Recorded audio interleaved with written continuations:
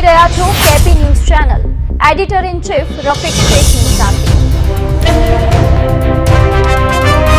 એક ઇસમને 93 ગ્રામ અફીણ સાથે પકડી પાડતી Savli police inspector Shri SR Vekariya તથા surveillance police sub inspector Shri U B. Mendapara તથા બીજા સર્વેલન્સ સ્ટાફના માણસોની સાથે પોલીસ સ્ટેશન વિસ્તારમાં પેટ્રોલિંગમાં હતા. તે દરમિયાન પોલીસ કોન્સ્ટેબલ મનીષભાઈ વિઠ્ઠલભાઈ નાઓને તેમના અંગત અને વિશ્વાસો બાતમીદાર મારફતે બાતમી હકીકત મળેલ કે આજરોજ તારીખ 18/5/2026 બપોરના આશરે 3:15 વાગ્યાની આસપાસ સત્યનારાયણ ઉર્ફે સતુભાઈ રામલાલ જાટ નામનો ઈસમ પોતાની પાસે ગેરકાયદેસર માદક પદાર્થ અફીણ લઈ Kadodara Surat road near checkpost તરફ આવનાર છે. જેણે શરીરે ગાજર કલરનું અડધી બાયનું ટી શર્ટ તથા સફેદ કલરનું પેન્ટ પહેરેલ છે વગેરે મતલબની બાતમી હકીકતના આધારે નિયોલ ચેકપોસ્ટ પાસે કડોદરા સુરત રોડ સાબર ગામમાં 3 રસ્તા પાસે રોડ ઉપર ચારમાંથી આરોપી સત્યનારાયણ ઉર્ફે સતુભાઈ રામલાલ જાટ ઉંમર વર્ષ 52 ધંધો ચાની લારી રહે ઘર નંબર 43 ન્યૂ સાવલી નગરી સોસાયટી સણિયા હેમદ રોડ સાવલી ગામ સુરત મૂળ વતન ગામ ચાટોકા બાસ કાનપુરા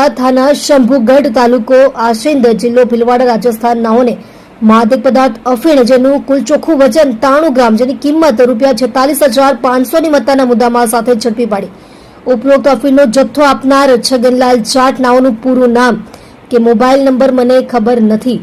રહે ચાટોકા બાસ કાનપુરા થાના શંભુગઢ તાલુકો આશિંદ જિલ્લો ભીલવાડા રાજસ્થાન નાઓને વોન્ટેડ જાહેર કરી કાયદેસરની કાર્યવાહી કરેલ છે.